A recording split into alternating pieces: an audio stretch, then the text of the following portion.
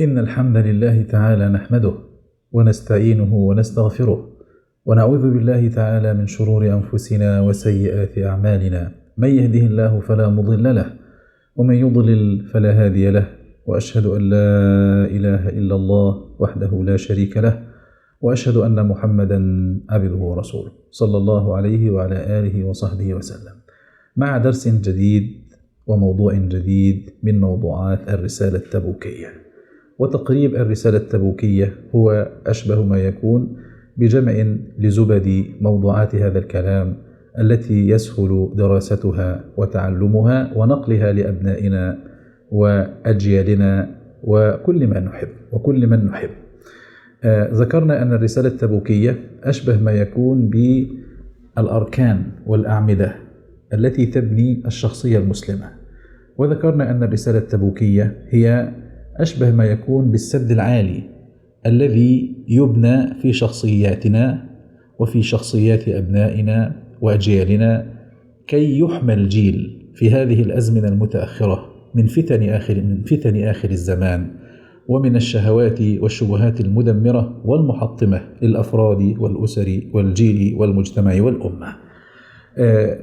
من أهمية هذا الكتاب أننا نحتاج أن نعلمه لأبنائنا، ففي أثناء دراستنا بعد كل موضوع نقول كيف نوصل هذا الموضوع لأبنائنا، فكأن هذا الكتاب هو للأب والمعلم وكذلك للابن والمتعلم، فالكل يستفيد من هذا العلم النافع الذي ذكره شيخ الإسلام ابن القيم رحمه الله.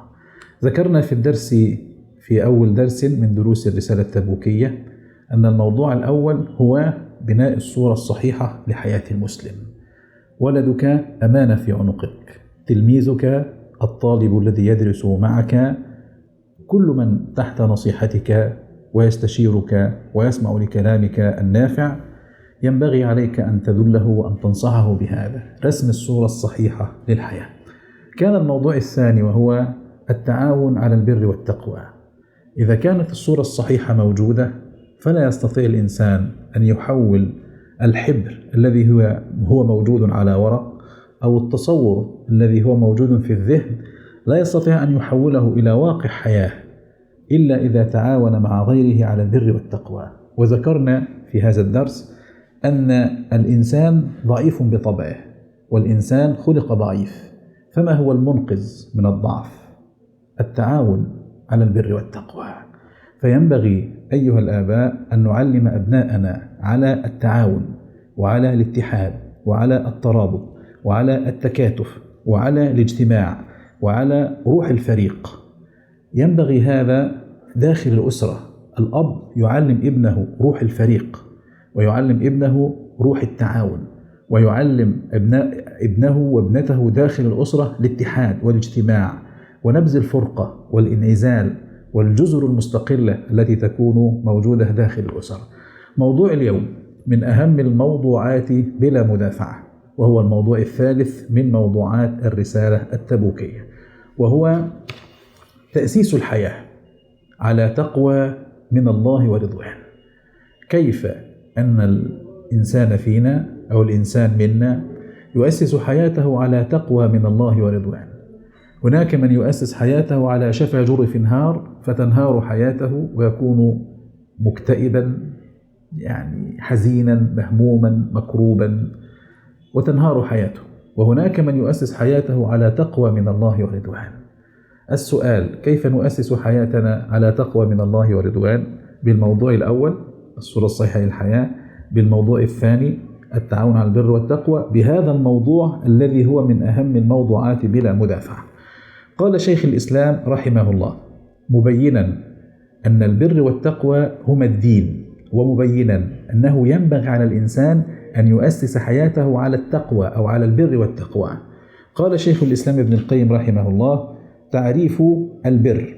قال: البر كلمة جامعة لجميع أنواع الخير والكمال المطلوب من العبد، وحقيقة البر هو الكمال المطلوب من الشيء والمنافع والخير التي فيه. البر في الحقيقة هو الكمال من كل شيء وأعلى المراتب في أي شيء. لأجل ذلك سمى الله عز وجل أعظم الأعمال برا، وكذلك في لغة العرب إذا كان الشيء أنفس ما يكون وأعلى كمالا وخيرا ما يكون سمي برا أو برا أو نحو ذلك. مثال: أفضل أنواع المزروعات، يعني هناك مزروعات كثيرة وحبوب كثيرة، هناك القمح، الأرز، الذرة، السمسم وغير ذلك من صنوف المزروعات. ما المزروع أو ما أنواع الحبوب التي تسمى بر؟ القمح، لأنه أنفع وأعلى وأنفس أنواع المزروعات. طيب، لو أن الإنسان له معاملة مع الناس، يعامل زوجته، تسمى حسن المعاملة مع الزوجة حسن العشرة. إذا ما عامل أرحامه جيدا تسمى صلة الأرحام. إذا ما عامل جاره جيدا، أحسن المعاملة مع جاره، سمي ذلك حق الجار. طيب، إذا أحسن إلى والديه سمي ذلك بر الوالدين، لأن أسمى وأنفس وأعلى علاقة هي بر الوالدين في العلاقة مع الناس. لذلك البر أو البر هو الكمال المطلوب في كل شيء. قال ابن القيم: ومنه البر بالضم لمنافعه وخيره بالإضافة إلى سائر الحبوب، ومنه رجل بار وبر وكرام بررة والأبرار. كذلك من أعلى الملائكة مقاما الكرام البررة، السفرة الكرام البررة، سمي ذلك لأنهم من أعلى الملائكة مقاما ونحو ذلك. البر شعب، ليس شعبة واحدة. علمنا الله عز وجل شعب البر وبين لنا أن البر هو الدين.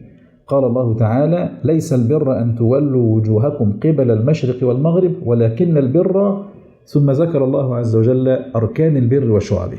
قال ابن القيم: ويدخل في مسمى البر مصطلح البر كمصطلح لغوي، يدخل في مسماه وفي معناه الإيمان، والإيمان بالله والملائكة والكتب والرسل وأجزاؤه الظاهرة. الإيمان شعب له أجزاء ظاهرة مثل الصلاة، مثل الزكاة، والباطنة الإيمان له شعب باطنة، والبر له شعب باطنة مثل الخوف والرجاء والمحبة والتوكل.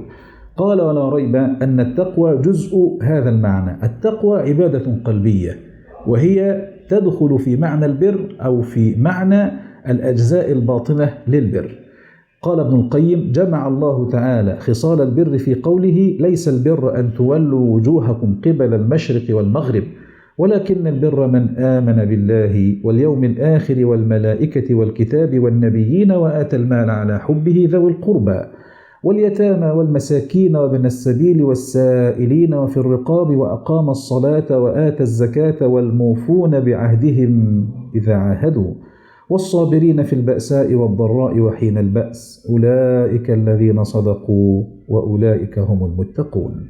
هذه الآية أخبر الله عز وجل فيها عن البر، وأن البر منه ما هو أركان ومنه ما هو شعب، وأن البر منه ما هو ظاهر، عبادات ظاهرة، ومنه ما هو عبادات باطنة. الغرض المقصود أن البر هو الدين، والغرض المقصود ينبغي على أهل الإسلام إذا ما أرادوا أن يؤسسوا حياتهم أن يؤسسوها على البر، وأن يؤسسوها على الإيمان بكل شعبه الظاهرة وبكل شعبه الباطنة، وأن يدخل أهل الإسلام في السلم كافة، في البر كافة، في الإيمان كافة. فلا ينبغي أن ننتقي بأمزجتنا وأهوائنا بعض العبادات وأن نترك البعض الآخر. هذا مخالف لقول الله تبارك وتعالى: وتعاونوا على البر والتقوى. قال: فأخبر سبحانه أن البر هو الإيمان بالله وبملائكته وكتبه ورسله واليوم الآخر، وهذه أصول الإيمان، وأنها الشرائع الظاهرة، يعني من خصال البر الشرائع الظاهرة، مثل إقامة الصلاة وإيتاء الزكاة والنفقات الواجبة. النفقة الواجبة على الزوجة وعلى الوالدين وعلى المملوك وعلى الدواب وغير ذلك من النفقات الواجبة، هذا بر، هذا دين، وهو من الإيمان. قال: وأنها خصال البر الأعمال القلبية التي هي حقائقه من الصبر والوفاء بالعهد. لأجل ذلك يا إخواني، أنت مطالب أن تتعاون على شعب الإيمان الظاهرة، ومطالب أن تتعاون على إقامة شعب الإيمان الباطنة. تتعاون على ذلك علما وعملا ودعوة وإصلاحا. قال ابن القيم: فتناولت هذه الخصال جميع أقسام الدين وحقائقه وشرائعه. الحقائق غالبا يقصد بها الأمور الباطنة كالخوف والرجاء والإنابة والخشية والتوكل، وشرائعه يقصد بالشرائع غالبا العبادات الظاهرة كالصلاة والزكاة والحج ونحو ذلك، والأعمال المتعلقة بالجوارح والقلب وأصول الإيمان. قال ابن القيم: ثم أخبر سبحانه أنها هي خصال التقوى بعينها، فقال تعالى: أولئك الذين صدقوا وأولئك هم المتقون. مسألة: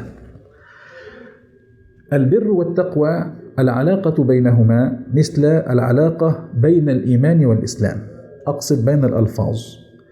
فالإيمان والإسلام لفظان عظيمان جليلان في دين الله، إذا أطلق أحدهما وكان مفردا في السياق جمع معنى الآخر، وإذا اجتمع في السياق كان الإيمان بمعنى الأمور الباطنة والإسلام بمعنى الأمور الظاهرة.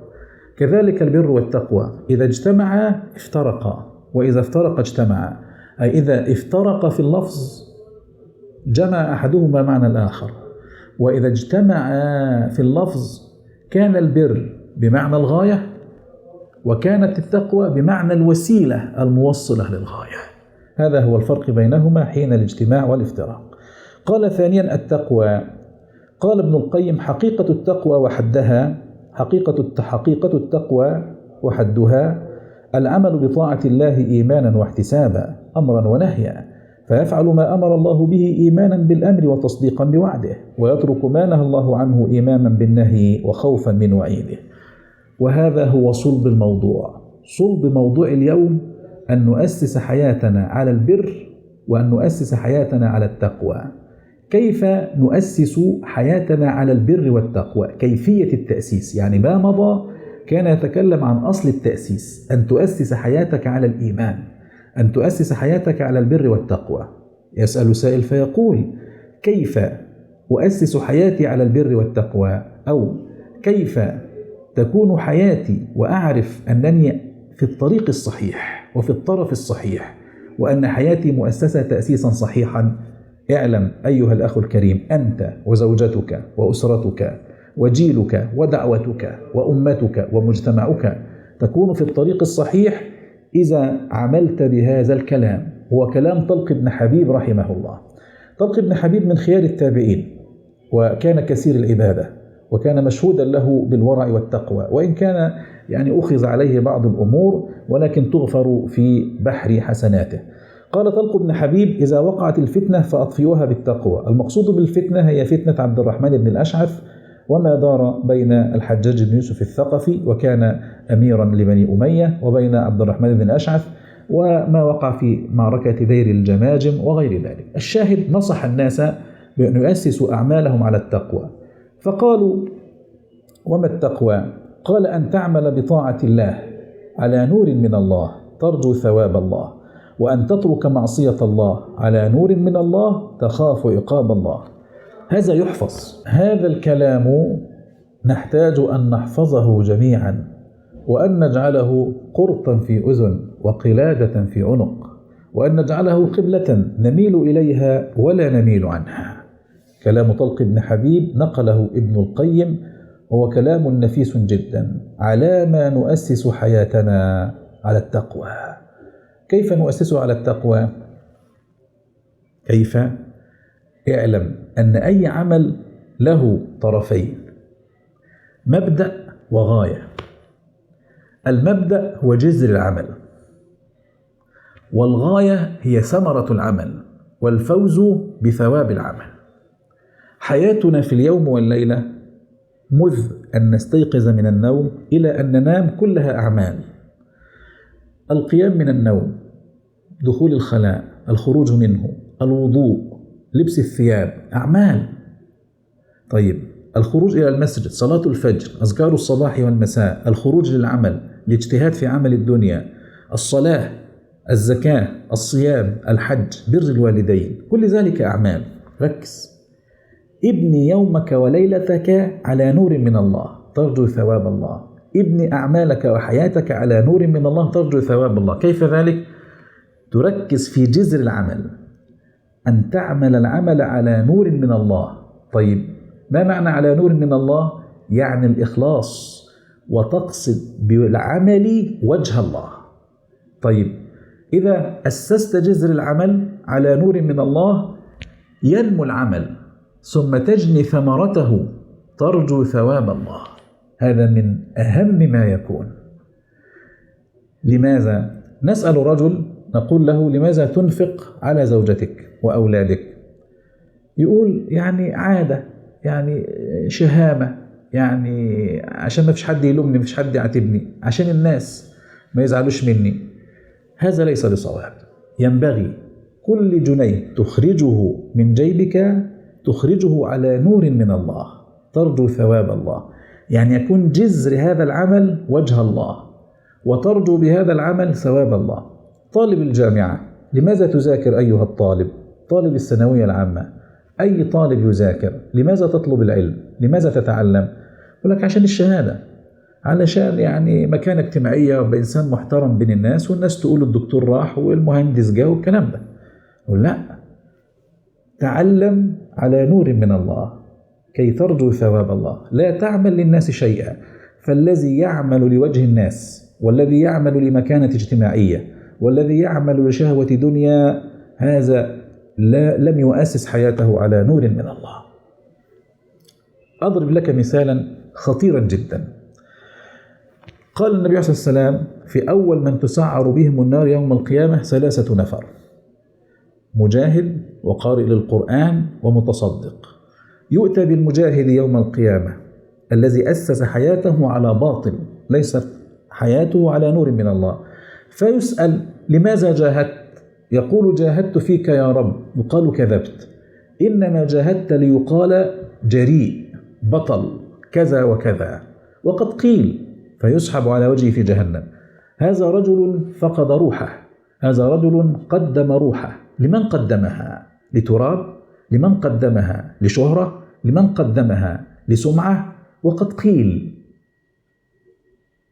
أفقد روحه ولم ينل ثمره، لأن جذر العمل فاسد. فإذا كان جذر العمل فاسدا لن تخرج ثمرة صحيحة. الثاني رجل قارئ للقرآن. كي يحفظ الإنسان القرآن يجد جهدا كبيرا، يحفظ القرآن في 3 سنوات، 4 سنوات، 5، يزيد أو يقل. وكي يظل حافظا للقرآن يقرأ 5 أجزاء، 4 أجزاء كل يوم، فهذا يحتاج إلى صبر وإلى قوة وإلى عزم مدى الحياة. يؤتى بقارئ القرآن الذي لم يؤسس حياته على نور من الله، أو طالب العلم الذي لم يؤسس حياته على نور من الله، فيقذف يسأل: فيما قرأت القرآن؟ يقول: فيك يا رب. يقال له: كذبت، إنما قرأت، حفظت القرآن ليقال قارئ، عشان الدكتور الفلاني أو الشهادة الفلانية ونحو ذلك، وقد قيل. فيسحب على وجهه في جهنم. لماذا لم ينل الثمرة؟ لأن الجذر كان فاسدا. سياسة الجذور، سياسة النفس على سلامة الجذور، سلامة جذور الأعمال. السلعة الزائفة لا تروج على الله. أعمال المنافقين هي عند الله علانية، وأعمال المرائي هي عند الله علانية. رقم 3، وهو الذي تصدق. المال من أحب المحبوبات إلى الإنسان، وعشان تاخد قرش من إنسان تخلع درسه ولا تاخدش قرشه. طيب هذا رجل تصدق وأنفق، وكانت نفقته سبب للجحيم. ينفق وعمله جحيم، نعم، لأنه لم يؤسس حياته على نور من الله، لم يعمل عمله على نور من الله. خطورة بالغة جدا. أنت ستعمل أعمالا، لك أعمال. إذن التأسيس الصحيح للحياة وللأعمال أن تؤسس أعمالك على نور من الله، ترجو ثواب الله، كما قال طلق بن حبيب. قال: أن تعمل بطاعة الله على نور من الله ترجو ثواب الله. هنا نصيحة، اكتب في النسخة التي معك ما عند كلمة أن تعمل بطاعة الله كتاب رياض الصالحين. ائتي بكتاب رياض الصالحين كتطبيق وتدريب على ما أقوله. وفي كل باب من أبواب رياض الصالحين سل نفسك: هل تعمل بهذا الباب على نور من الله ترجو ثواب الله؟ تجد باب فضل قراءة القرآن، باب فضل الوضوء، باب فضل الصلاة، باب فضل السنن الرواتب، باب فضل الصيام، باب فضل العلم، باب فضل الجهاد، باب فضل الصدقة إلى آخره. ثم تجد أيضا كتاب الإخلاص وإحضار النية في الأعمال والأقوال البارزة والخفية، كتاب الصدق، كتاب التوبة، كتاب المجاهدة، كتاب المراقبة، كتاب بر الوالدين، وهكذا دوالي. في كل كتاب وفي كل باب اعمل على نور من الله ترجو ثواب الله. قال ابن القيم: وأن تترك معصية الله على نور من الله تخاف عقاب الله. لماذا المسلم المستقيم يترك الزنا ويترك الربا على نور من الله يخاف عقاب الله؟ لماذا المرأة المسلمة تلبس الحجاب على نور من الله ترجو ثواب الله؟ لماذا المسلم يعفي لحيته شعر لحيته وفي نفس الأثناء يأخذ شعر إبطه والنظافة الداخلية؟ يفعل ذلك على نور من الله يرجو ثواب الله سبحانه وتعالى، ويترك معصية الله على نور من الله يخاف عقاب الله. المسلم لا يغتاب ولا ينم ولا يكذب ولا يشهد زورا. لماذا؟ يترك ذلك على نور من الله يخاف عقاب الله. إذن آخر جزء من رياض الصالحين اسمه كتاب المناهي. رياض الصالحين 5 أقسام كما ذكرنا في برنامج كتابي رياض الصالحين 5 أقسام. الجزء الخامس من رياض الصالحين يتكلم عن ترك المحرمات والمناهي. ضع رياض الصالحين أمامك كأحد التطبيقات التي ذكرناها، واقرأ هذه المناهي واجتنبها، وقل لنفسك مع كل باب: أترك الغيبة، باب الغيبة، أترك الغيبة على نور من الله أخاف عقاب الله. أترك النميمة، أترك الكذبة، أترك الزور على نور من الله أخاف عقاب الله. هكذا حياتنا تؤسس، وهكذا ننجو في الدنيا والآخرة. قال ابن القيم رحمه الله: وهذا أحسن ما قيل في حد التقوى، فإن كل عمل لا بد له من مبدأ وغاية. المبدأ جذر الشجرة، والغاية الثمرة. قال: مسألة شرح كلام طلق بن حبيب وبيان معنى إيمانا واحتسابا. المبدأ والإيمان قوله على نور من الله، اكتب هنا الإخلاص وصلاح الباطن وسلامة الإرادة، إشارة إلى هذا الأصل الأول وهو الإيمان الذي هو مصدر العمل، جذر العمل والسبب الباعث عليه. فلا يكون العمل طاعة ولا يقبل ولن يكون له ثمرة وقربة حتى يكون مصدره جذره من الإيمان، فيكون الباعث عليه هو الإيمان المحض لا العادة.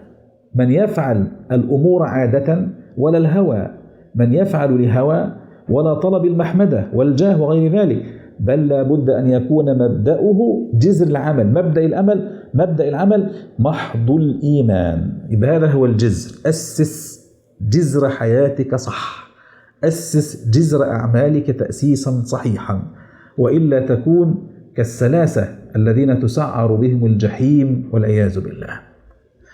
قال: الغاية والاحتساب. وقوله ترجو ثواب الله إشارة إلى هذا الأصل الثاني وهو الاحتساب، وهو الغاية التي لأجلها يوقع العبد العمل ولها يقصد به، وغايته ثواب الله وابتغاء مرضاته وهو الاحتساب. ولهذا كثيرا ما يقرن بين هذين الأصلين، في مثل قول النبي صلى الله عليه وسلم: من صام رمضان إيمانا واحتسابا من قام ليلة القدر إيمانا واحتسابا. إذن طلق بن حبيب أخذ كلامه من مشكاة النبوة. من صام رمضان إيمانا ده جذر العمل، واحتسابا يريد الثواب ثمرة العمل. ويا إخواني، هذا القانون ليس في الصيام فحسب، بل في كل عمل من أعمالنا.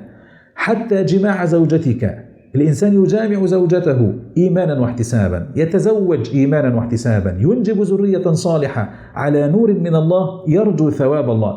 في كل المباحات، الطعام، الشراب، اللباس، العمل، المرأة تعمل في بيتها وتخدم أولادها وزوجها على نور من الله ترجو ثواب الله، تخدم زوجها وتخدم أرحامها إيمانا واحتسابا. ومن قام ليلة القدر إيمانا واحتسابا. قال ابن القيم: ولا ريب أن التقوى اسم لجميع أصول الإيمان وفروعه، وأن البر داخل في هذا المسمى. قال: اجتناب التعاون على الإثم والعدوان. لما أمر الله عز وجل بالتعاون على البر والتقوى نهانا أن نتعاون على الإثم. الإثم يعني المعصية، والعدوان أي المعصية المتعدية للغير. قال تعالى: ولا تعاونوا على الإثم والعدوان.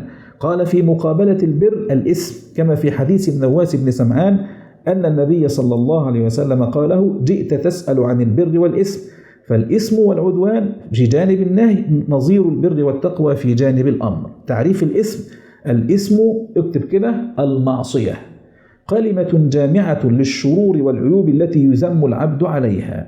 أيما كانت المعصية، هناك درجات للمعصية، هناك كبائر الذنوب، هناك الصغائر، هناك ما دون ذلك وما فوق ذلك. الغرض المقصود في حديث النواس بن سمعان لطيفة علمية. هناك حديثان في هذا الباب. الحديث الأول حديث النواس بن سمعان وفي صحيح مسلم. قال النبي عليه الصلاة والسلام: البر حسن الخلق، والإثم ما حال في نفسك وكرهت أن يطلع عليه الناس. هذا حديث النواس بن سمعان. أما الحديث الذي جاء هنا: جئت تسأل عن البر والإثم، هو حديث وابصة ابن معبد الأسدي. حديث وابصة ابن معبد الأسدي، وهو قال: أتيت النبي صلى الله عليه وسلم فقال النبي: جئت تسأل عن البر والإثم؟ قلت: نعم. قال: استفت قلبك، البر ما اطمأنت إليه النفس، والإثم ما حاك في نفسك. وهذا الحديث في مسند الإمام أحمد وفي سنن الدارمي وغيرهما. فهناك فرق بين الحديثين، وإن كان كلاهما جاء في هجر الإثم وترك الإثم وعدم التعاون على الإثم. لا تتعاون على الربا، لا تتعاون على الزنا، لا تتعاون على الفواحش، لا تتعاون على أكل أموال الناس بالباطل، لا تتعاون على ظلم الناس، ولا تعاونوا على الإثم والعدوان. لماذا نترك التعاون على الإثم والعدوان؟ نترك التعاون على الإثم والعدوان على نور من الله، نخاف عقاب الله سبحانه وتعالى. نكتفي بذلك إن شاء الله. سبحانك اللهم وبحمدك، أشهد أن لا إله إلا أنت، أستغفرك وأتوب إليك.